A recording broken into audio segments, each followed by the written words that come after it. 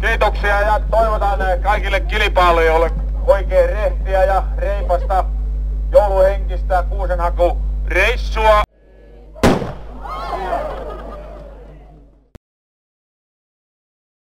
Tässä kilpailussahan aika usein käytetään kiellettyjä keinoja ja aineita, että kilpailu nykyään on varsin kovaa.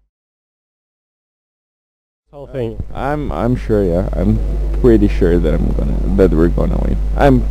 I'm convinced, yeah. We have taken care of the most important part, the mental part of it. Agreeing on our strategies and tactics and doing some last minute preparations, also physical exercise. We're ready. Aamussa vähän niinkö pikkusen vielä kankiana oli, niin eihän sitä ehtinyt.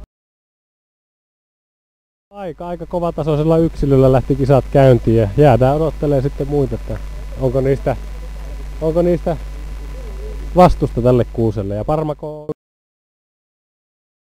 SPR kuusen elvyttäjät on tullut takaisin reissulta, että oliko paha tapaus elvytettäväksi?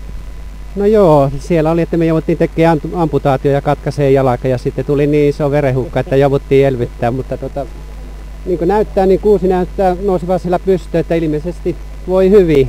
Jaa, riittääkö ihan voittokunto? Eiköhän. So Charlie, how was it? It was great. This is the first time for me, and we had a team effort. Talked about what we wanted to find, and we all agreed on. Really? Niin tästähän paljon puhutaan nykyään kuusenhakupiireissä, että nämä kokeneimmat hakijat eivät lähde metsään suivain päin, vaan ensin meditoivat ja ikään kuin hakevat sitä ennusnäkyä siitä täydellisestä kuusesta, esimerkiksi unien muodossa. Tässä on yksi joukkue taas rantautunut, ja mistä joukkueesta olet? ADHD. ADHD, mistä se tulee joukkue? Yli-Vieskasta me tullaan ja joukkueen nimi tulee, ei mitään hajua. Sitten löytyi vihdoin viimein 2-3 tunnin ehtiksilyn jälkeen. Aika pitkä, 2-3 tuntia, ei meinannut löytyä sitä sellaista sopivaa. Ei, sillä oli ihan hyviä mättäitä missä istua, kato, ja olihan meillä siinä sitten tietenkin lämmikettä mukana, niin me sitten siinä naukkailtiin välillä lämmikettä. Ja luonnollisesti lämmike kuuluu näihin kisoihin olennaisena osana. Mikä se oli se voittajakuusen kriteerit? Millä kriteereillä valitsitte tämän joulukuusen? Kuule, se joulukuusi ihan huusi sieltä metsästä, että täällä minä olen. Ihan se konkreettisesti? Kyllä, täällä minä olen paras. Ja kun lähemmäs mentiin, niin ei me voitu muuta todeta, että kyllä se tässä on niin tasainen ja hieno ja joka puolelta sopusuhtainen, niin kuin kaikki meidän joukkueessakin. Oletteko harjoitellut jotenkin, vai onko kuusenhaku niin kuin verissä? Sehän on verissä, että harjoiteltu, kun hirven pyynnissä mennyt viikonloput, niin ei ole joutanut hakkeen kuusi. Eli se on vähän niin kuin joulukuusi on vähän niin kuin nainen tai sopusointunen, niin silloin se on hyvä. Joo, on se vähän äänettömämpi. Niin joulukuusi. General opinion of the competition, just like the atmosphere, organization, everything's gone well. Wonderful. This is the best. This is the one to be at. This is the best World Championship I've ever been at. There you go. Did you meet any other teams in the forest that you had to compete, or like that tree and just like did it get really rough in the forest? I think that's something that we shouldn't discuss on live television. Yeah. Let's leave that.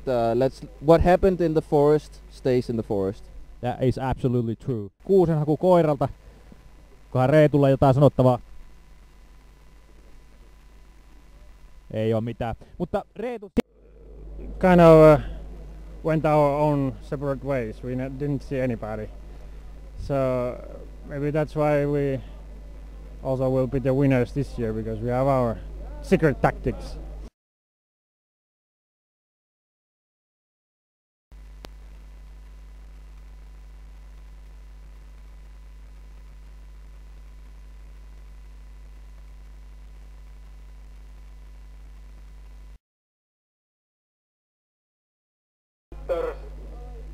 Ja heidän kuuselleen saa huutaa nyt!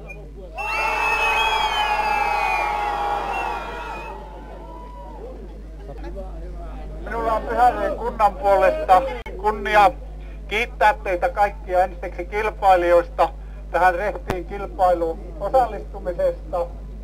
Ja hyvä yleisö, teitä kaikkia, että te olette tullut Pyhäjoelle.